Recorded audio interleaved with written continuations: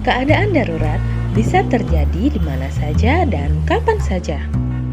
Jika suatu saat kita harus bertemu dengan situasi emergensi, seperti melihat orang lain tiba-tiba jatuh pingsan karena serangan jantung, kita tidak perlu panik atau bahkan diam dan tidak menghiraukannya. Oleh karena itu, penting bagi kita untuk bisa melakukan BHD atau bantuan hidup dasar. Berikut adalah alur dari bantuan hidup dasar yang bisa dilakukan jika kita menemukan keadaan emergensi. Pertama, lakukan 3A. Aman diri.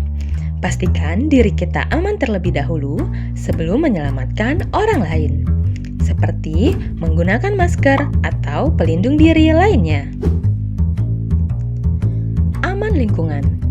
Pastikan tempat kita menolong aman, tidak berada di tengah jalan raya atau tempat yang terlalu padat keramaian. Aman korban. Pastikan kita tahu kondisi kenapa korban bisa kehilang kesadaran, seperti serangan jantung atau kecelakaan lalu lintas.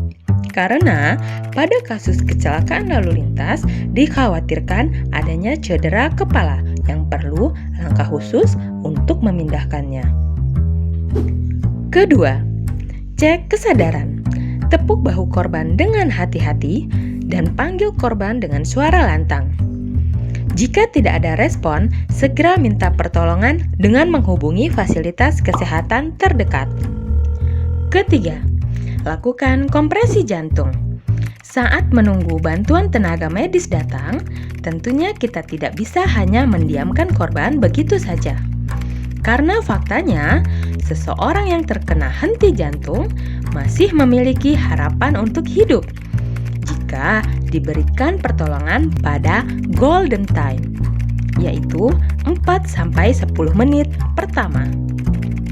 Oleh karena itu, segera lakukan kompresi jantung pada korban. Langkah pertama, baringkan korban di tempat yang keras dan datar, dan penolong berlutut di samping bahu korban. Langkah kedua, letakkan bagian telapak tangan dan tangan satunya menindih tangan lainnya di tengah-tengah dada. Pastikan lengan lurus dan tidak menekuk. Gunakan kekuatan tubuh bagian atas dan jangan mengandalkan kekuatan lengan saja, agar tekanan yang dihasilkan bisa cukup. Lakukan pijat jantung dengan konstan, jangan terlalu cepat, juga jangan terlalu lambat. Lakukan secara kontinu sebanyak 30 kali dengan kecepatan 100 kali per menit. Kompresi jantung bisa dihentikan jika korban mulai ada respon, bantuan medis sudah datang, atau ketika penolong sudah mulai kelelahan. Jika korban ada respon, maka segera lakukan posisi mantap atau recovery position. Caranya, luruskan tangan, tekuk salah satu kaki, lalu miringkan tubuh korban seperti memeluk guling.